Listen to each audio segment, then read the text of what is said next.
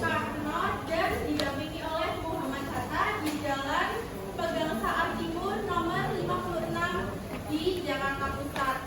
Nah, apakah Indonesia itu sudah menjadi negara yang berdaulat?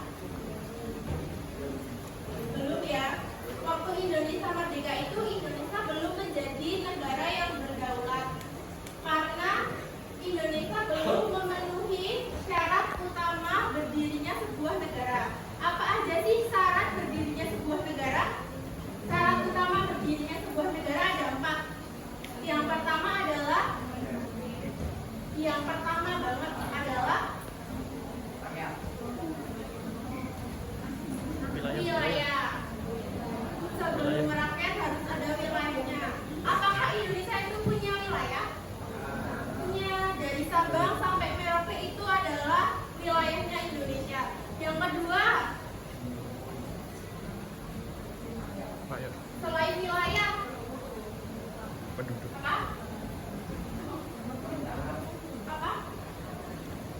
Yang kedua, rakyat. Ya, Indonesia punya rakyat. Seluruh dari Sabang sampai Merauke itu adalah rakyat Indonesia. Yang ketiga, ini yang Indonesia belum punya adalah pemerintahan. Terus yang keempat,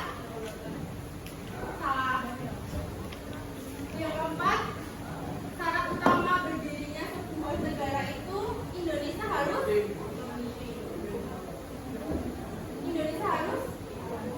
ya diakui oleh negara lain. Negara mana yang pertama mengakui proklamasi kemerdekaan? Salah. Oh, Jepang. Salah. Ya, Mesir. Mesir adalah negara pertama yang mengakui kemerdekaan Indonesia. Oke, selanjutnya.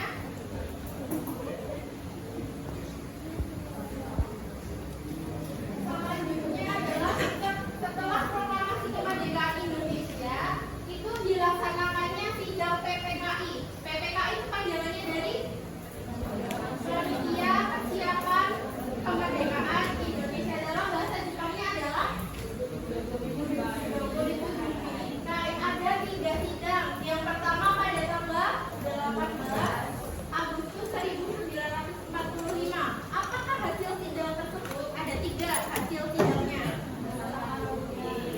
Ya, menetapkan Undang-Undang Dasar. Yang kedua, ya, mengangkat presiden dan wakil presiden yaitu I.R. Soekarno dan Muhammad Hatta. Yang ketiga, pembentukan Komite Nasional untuk membantu presiden dan wakil presiden karena pada saat itu belum ada DPR dan juga MPR.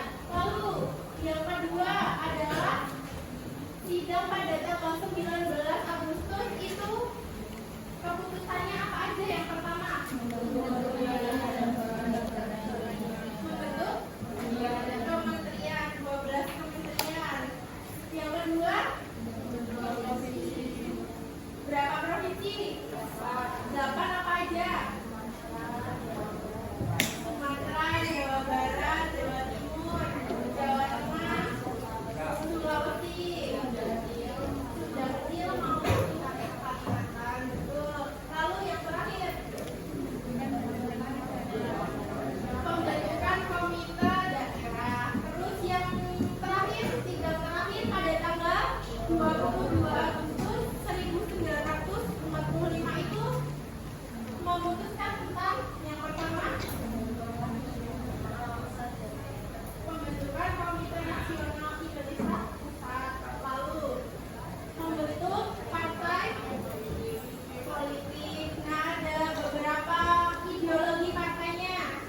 Yang pertama berideologi nasionalis, yang kedua agamis, yang ketiga sosialis dan juga komunis. Contohnya yang pertama ideologi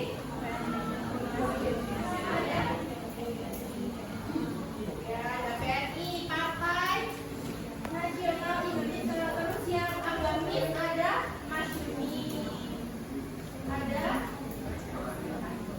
Partai Kristen Indonesia, Partai Katolik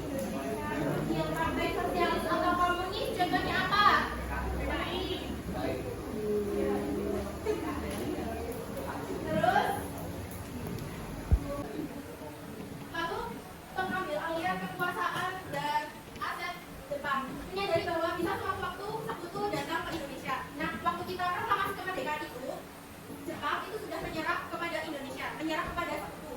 Nah, lalu itu dimanfaatkan oleh Indonesia untuk mengambil senjata, mengambil gedung-gedung markas Jepang itu diambil oleh Indonesia untuk modal perang Indonesia. Jadi Jepang itu menyerah karena sekutu waktu pada setelah proklamasi itu sekutu datang kembali ke Indonesia sama negara Belanda untuk menguasai kembali Indonesia. Jadi intinya Indonesia itu waktu habis proklamasi itu dijajah lagi, dikuasai lagi oleh Belanda dan juga sekutu. Nah, hal itu terjadilah pergolakan di awal revolusi. Apa